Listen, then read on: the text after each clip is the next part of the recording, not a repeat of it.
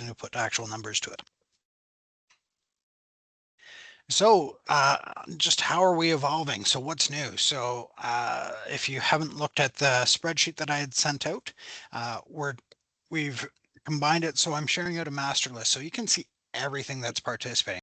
Improving our transparency to the programs regarding your book list. It gives you the ability to pull data and manipulate that to better suit and see what's happening there. We're working on shifting our support methods as well to improve velocity and going from a problem to a solution.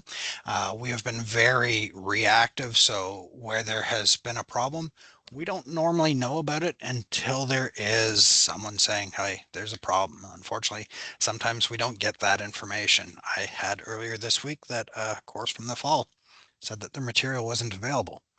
It was the first time we heard that. I don't know how we got to end of November without that, but we were able to quickly resolve it. But that's problematic.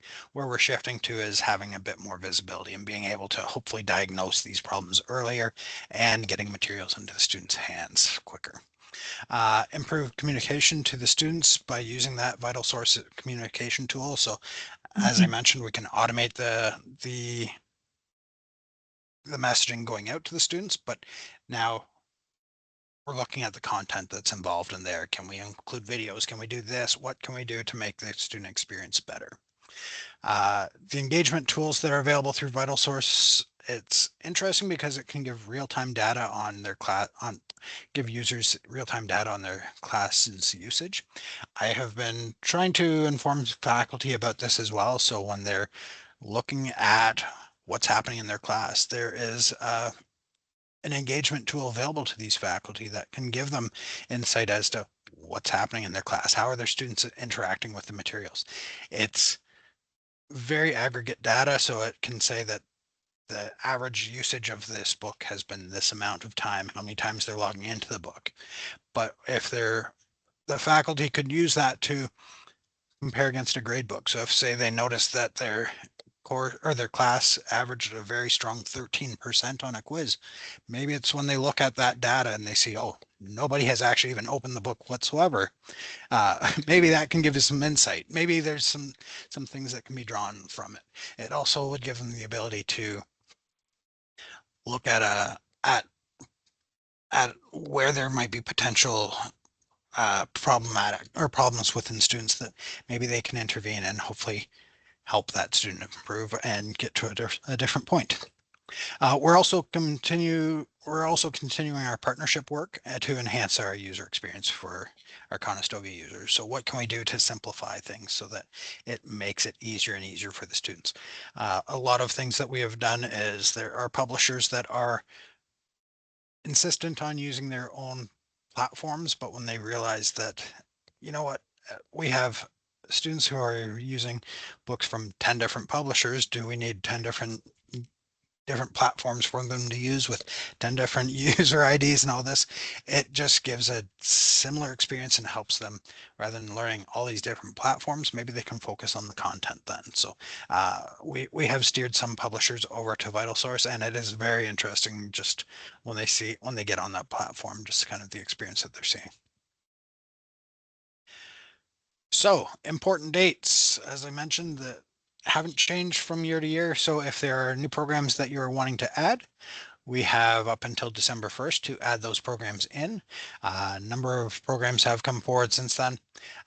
December 10th is when we're looking for the Booklist reviews to be returned back to myself. It's through the form that was included on that email, but that is the important date of when we're looking for that. That just gives me time to work with the publishers, collect the data, organize it, and then have Cengage quote or whatever publisher quote on all the number of titles that they have for our program and get everything back. So then we can have our fees in place by February 1st. So that is our cutoff date. So February 1st, very important date because that is when the fee needs to be in place by. If we miss that date, it's going to have to wait a year. March 15th is the last chance to lower or remove a fee for the academic year. So February 1st, whatever is set there, it can still be changed up until the March 15th date. Uh, June 1st, that is if we had a, oh, I apologize, I skipped ahead there. Uh, June 1st, that is if we do have a placeholder fee or something in place by then. That is when we need the actual titles to be determined by. So now what can be included in fees? So this is same as every other year that we've talked about this. It is ministry mandated that anything that included in our fees must have a component that students will retain perpetual access to. That is a non-negotiable. So if it was a consumable item, so a subscription to a platform, and that's all that was needed, we can't do that because there's not something that the students keep. So in order to adhere to these standards, we have to make sure that there is something that the student keeps. Um, so items currently being included, there's e-texts that are with or without a publisher courseware. We do have some physical books. There are case studies, simulations. The simulations are hit and miss. It depends on if there is a retainable component. Most of the ones that we are including are either tied in with an e-text or the simulation itself has a component that the students are able to keep. So some simulations are giving the option of students can go back and work through it in later time, but it doesn't affect their grade work afterwards. So the shared master spreadsheet, I will go through this momentarily. I'm just going to first show important components about it, and then I will actually touch base on the actual list itself. Okay, so on the actual list here, there are some important elements. So we attach the fee to the course code and the version code format. So that is the important part of where it is. So if we had this accounting 1025, if the program code or anything like that was different, it not the end of the world. If the course title was a little different on my spreadsheet, not the end of the world. We really look at that course code and the course version code. That is where the fee is going to be linked to or locked in. It's going to be handcuffed to that. So as long as we have that right, that's what is important. If you do have a course code change or a version code change, so if when updating courses, if any of that comes into play, please communicate that to me automatic or right away. The fees are supposed to transfer over. It doesn't always occur, but I would rather, if we have that information, we can keep an eye on it and get the ball rolling just in case. So um, it is easier if you just let me know when something like that happens, so then I can advocate to make sure that fee is rolled over and we don't have to adjust at the last second when we notice a fee hasn't been rolled over. This next part, it's nice to have. So the new spreadsheet, we have added in the school ofs, the portfolio numbers, and the chairs. All the information in there, I will say it may be out of date already at this time because there has been one or two changes within staffing at the school in the last year. I'm saying that tongue in cheek and very much exaggerating, but so we pulled all that information this past summer and it has changed. I know that there has been courses programs that have changed portfolios a couple times within the last 2 weeks. Like it's hard to keep track of those, but if we have, as best as we can keep that up to date, the better this information is going to be for you because this spreadsheet is going to be available to you at all times. So if you wanted to, let's just say your chair came to you and said, I wanted to know which courses in my portfolio is using courseware. Engaging these filters will allow you to pull that information very easily. So the more that we have accuracy in this, the more accurate our reporting will be able to be for you. And then the last important element, obviously, is the title. We want to make sure that we have the title right.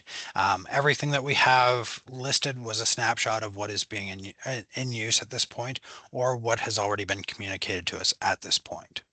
Um, So the important elements are obviously the title. We want the full title information. It is very fun when a faculty gives us the information of, uh, I want economics, but the actual title is like the economical background of left-handed puppetry or something along, like something very specific that the title that they gave us may not actually point to, especially when there is something that may be a very broad topic that they're wanting that specific one. It can be quite an adventure to try to find the right one in that case. The ISBN information would be nice, is nice to have, especially when we point to that specific title. It can be the the physical ISBN or whatever. We can work from it. A title can have up to about 25 different ISBNs. So it gives us at least somewhere to go on that adventure when we're searching for it. The publisher and edition is also important, lets us know which one is there. And then is there going to be a package? Like, are you wanting to use the publisher courseware? Just there can be a pricing difference between an eText only or a publisher courseware. All that stuff is important for us. Just then we can make sure that our fees are set appropriately for your students. So let me just switch screens here. Bear with me one sec here. And so I am switching over to the actual shared spreadsheet. If you haven't gone on and interacted with it, why we've done this is everything is available to everyone at any point now. It is there, so if you wanted to, with all the changes that have happened within the school, it allows the program areas to decide how do we want to focus on this on our own. You could either go at a course level, or you could go by chair level or school of, whatever works best for you. All the information is there, so it's really in your hands to determine what's there. But filters are there to engage exactly how it is. So if let's just say, Carrie, I'm going to pick on you right now. I am sorry. You're just the friendly face in the crowd that I figured I would use. So let's just say, Carrie, your chair came to you and said, I want to know, this is how we're going to do it. I wanted to have assurance that every one of these courses has been followed up on. So in Carrie's role, let's just say if she was the person to be put on point to do this, what is probably best is to first off download a copy or create a copy. I would download a copy, obviously. It will give you a snapshot exactly from where you've downloaded it, and then you can manipulate it from any point at that point.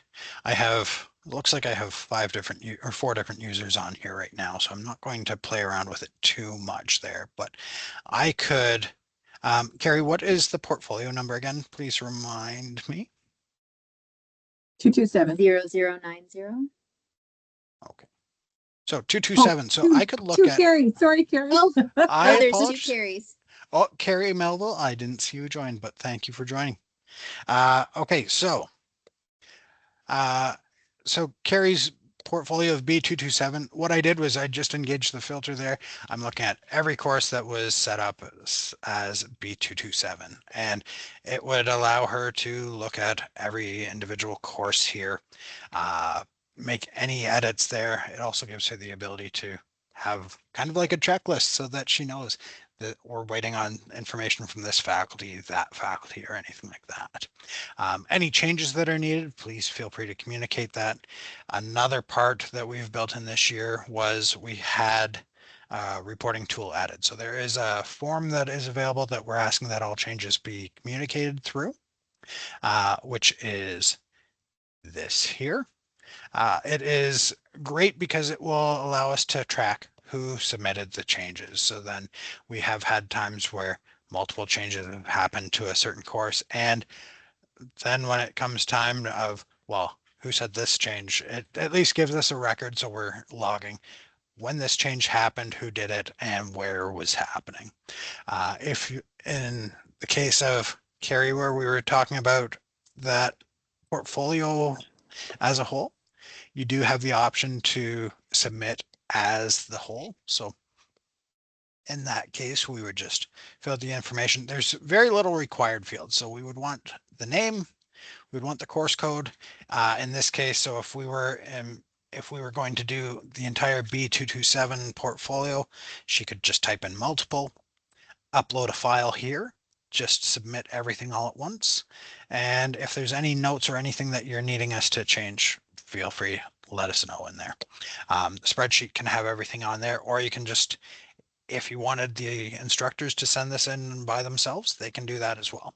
So they could fill it out directly just by their course code without uploading a file or anything like that. So we've given flexibility here, so you have the opportunity to look at that forest as a whole or break it down into the sum of just this tree. This is how we're going to be focusing in on. So it really gives you the ability to work on your own platform at however you want to, and we will adjust accordingly to that. Does that make sense to everyone? Can I get thumbs up, thumbs down?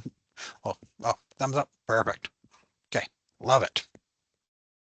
As I said, downloading the spreadsheet is handy. This is a shared spreadsheet. It's view only. You can't make edits there. So if you download a copy and work from there, that is great. I have it synced with my actual spreadsheet that any changes that I have will be reflected here. It is the course materials version of the NORAD Santa tracker. This is going to be let you know where Kevin is, what Kevin's doing. It updates within 1 minute of me making a change on my actual spreadsheet. So it's keeping things very live. So changes can happen. And as we update those, it'll be reflected in the actual list. So as I said, that list that is available to you, it is a live, pretty much a live view. I apologize for the 1 minute delay from when I make a change, but well, maybe in future it'll be ahead of me, but not at this point. All right, I'm going to switch back over to our presentation. So going back to, we've touched on the master spreadsheet, how to interact with it, manipulate it to best suit you. Now, just to go through some of the parts that may, like, to let you know what you're seeing. So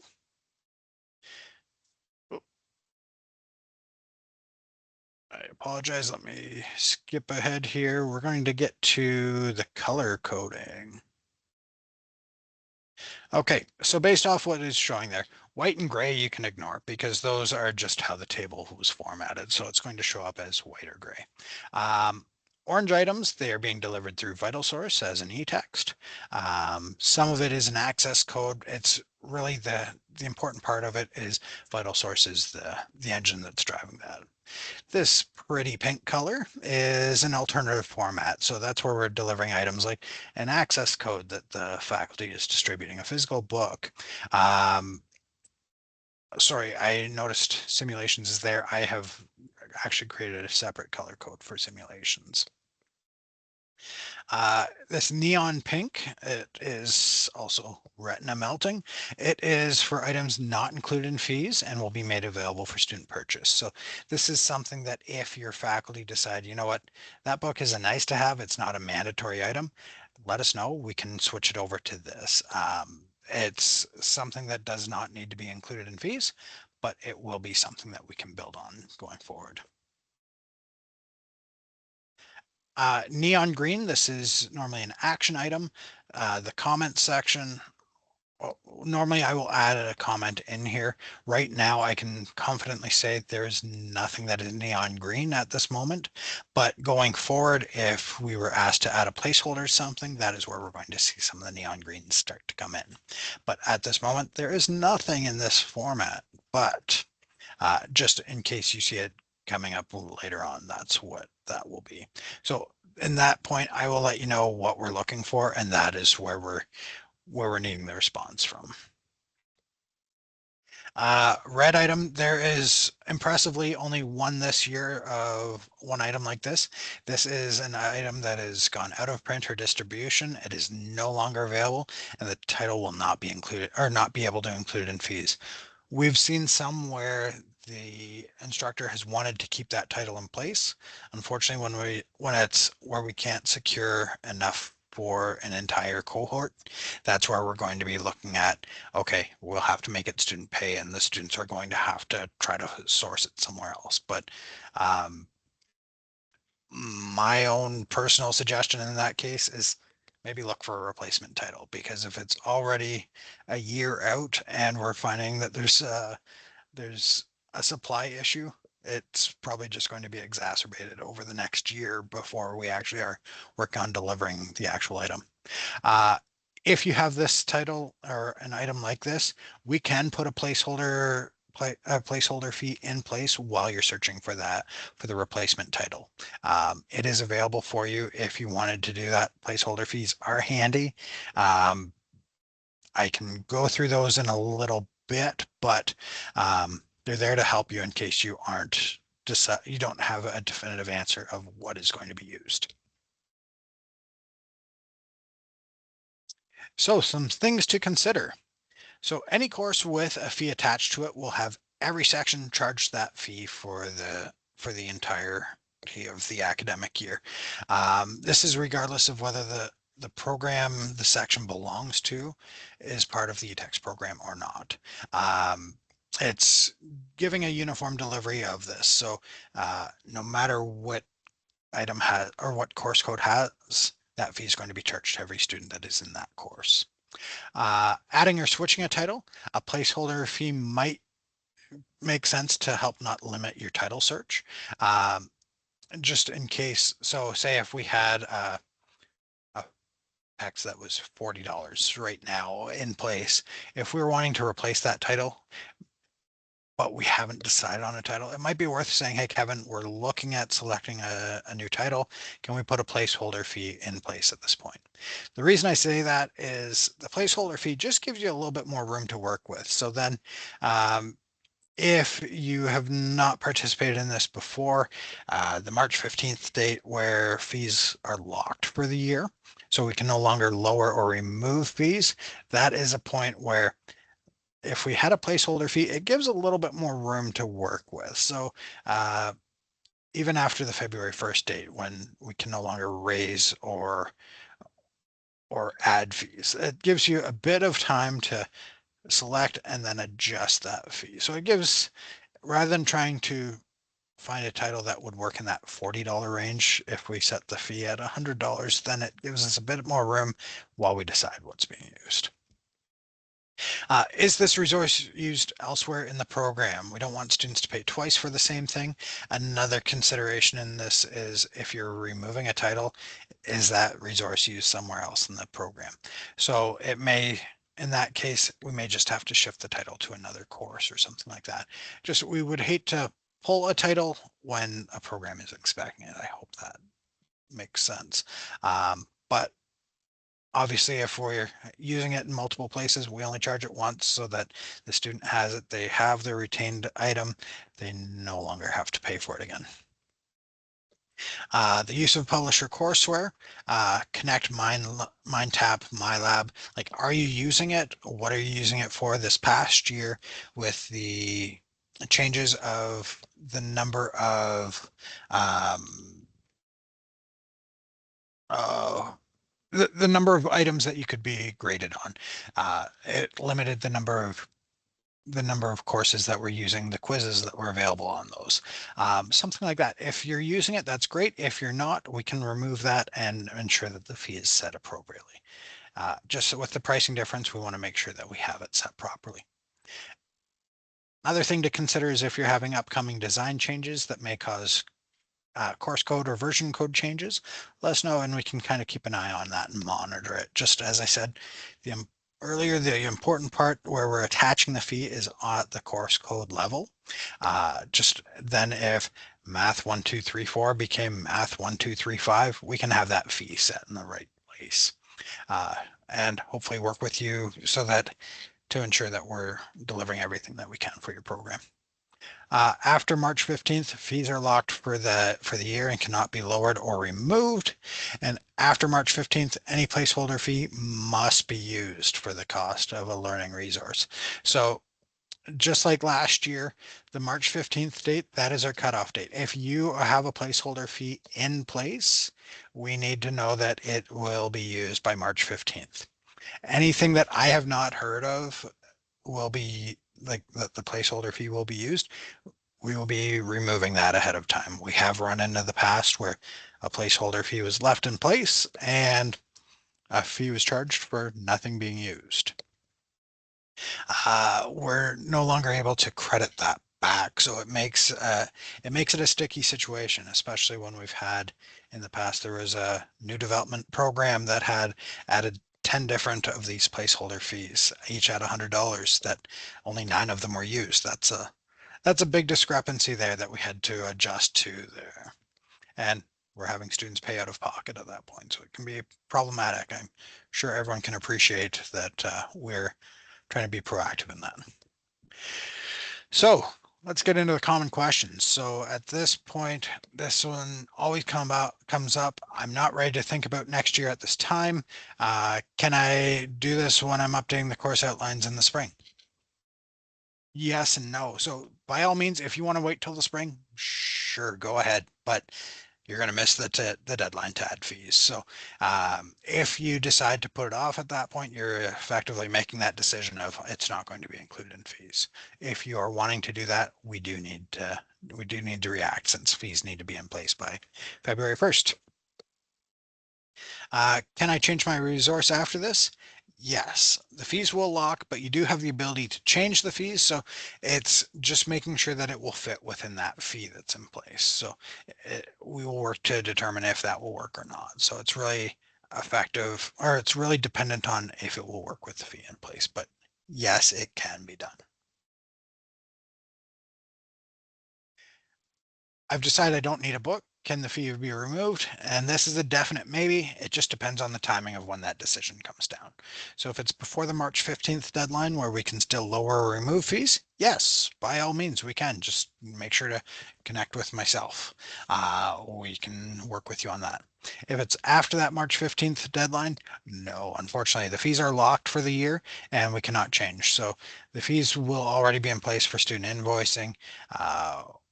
The options are either you might want to delay the decision to remove the item for a year, or maybe it can be repurposed to something else within the program. So sometimes it's adding simulations or cases or something like that to another course, but it is possible. Uh, can we include a simulation or software for our course? Once again, definite maybe. It just depends. We need to make sure that the ministry requirement of the items included in fees. So there must be something that the student keep.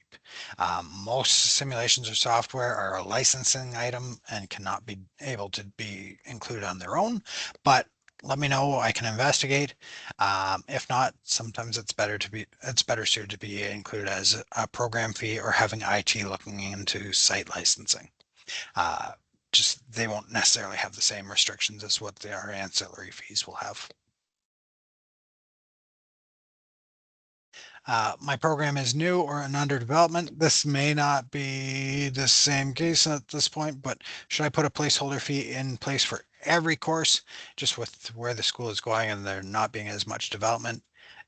This question might not be applicable, but I left it in there just in case. But um, you can, but keep in mind that after that March 15th date, fees are locked. Programs must, like any placeholder fee still in place at that point, must be used. So in that case, you may want to proactively look at your book list. Andrea Steele is on the call here. She had a number of programs in development last year, and we had the same discussion where sometimes it might make more sense just to look at what your program design is. Does it make sense that there would be something in this course or this course? And take a look at it. And it makes sense to be conservative at that point.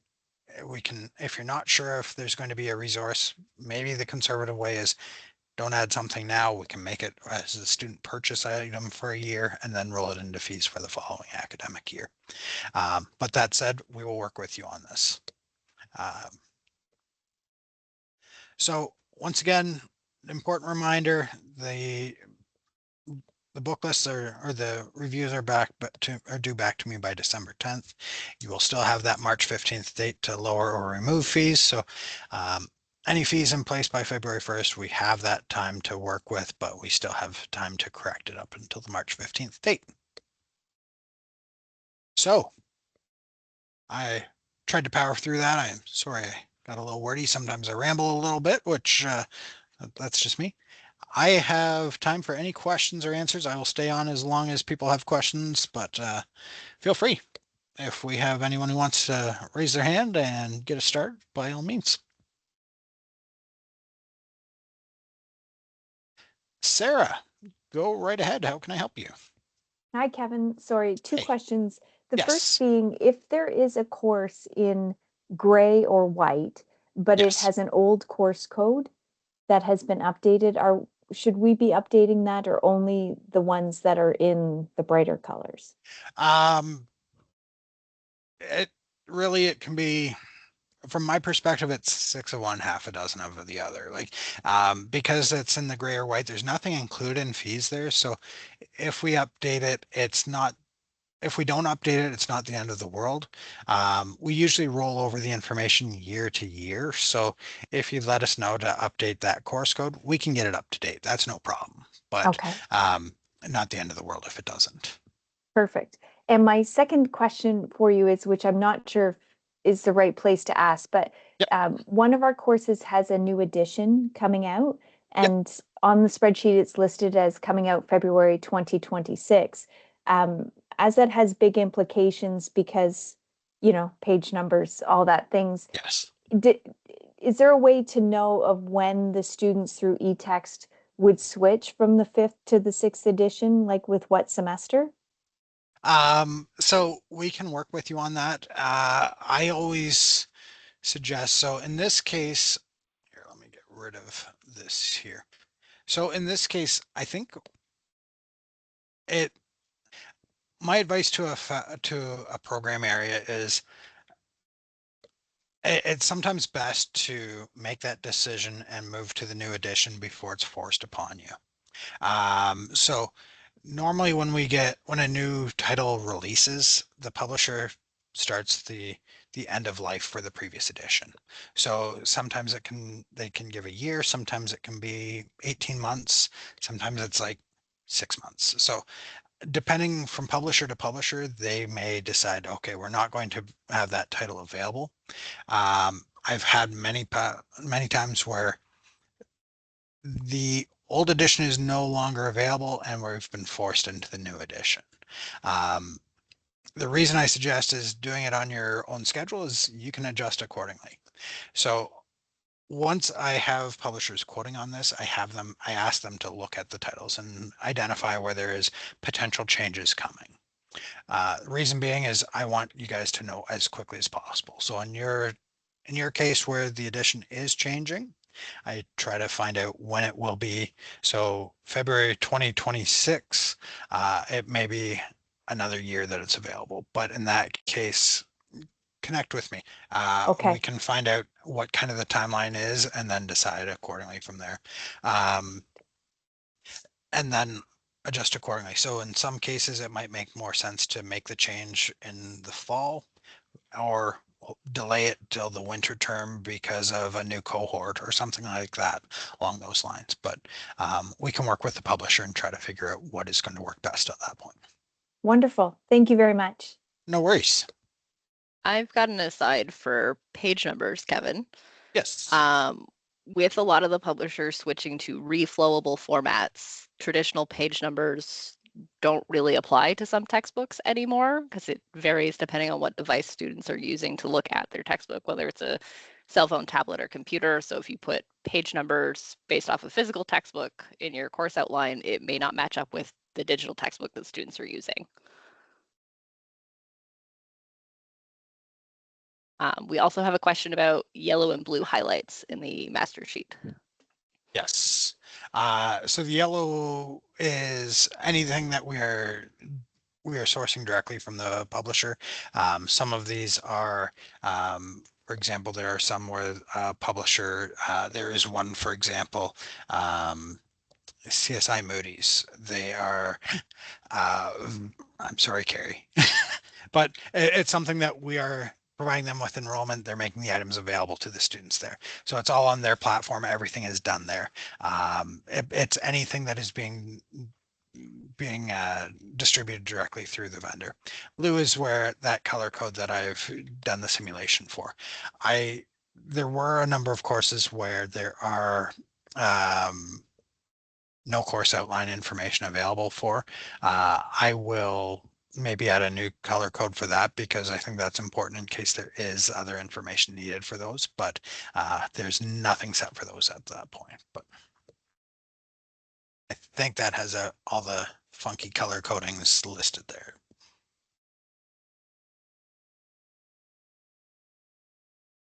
Do we have any other questions out there?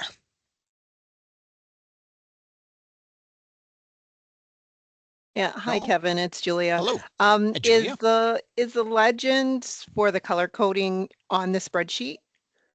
The attachment that I sent the email out to you, it actually has an instructions and the color coding legend there as Okay. well for you there. Okay, perfect. Perfect. Yeah. Thank you. No worries. No worries. All right, tell you what, I am going to shut off the recording there. Just seem to be running low on questions, but in case you were deciding to be shy and holding your questions until I did that, we can do that by all means, and we can get into some more specific ones. So thank you everyone for watching.